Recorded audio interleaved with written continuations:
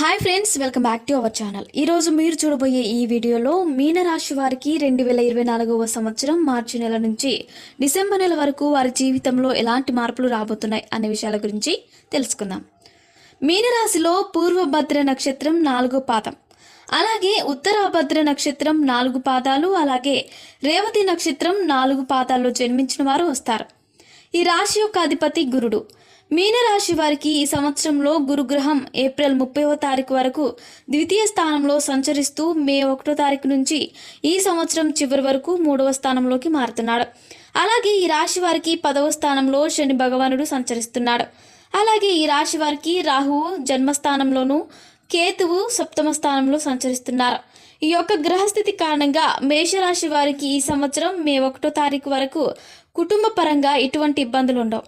అలాగే ఈ రాశి వారికి ఈ సమయంలో ఉద్యోగపరంగా కూడా ఎటువంటి ఇబ్బందులు ఉండవు.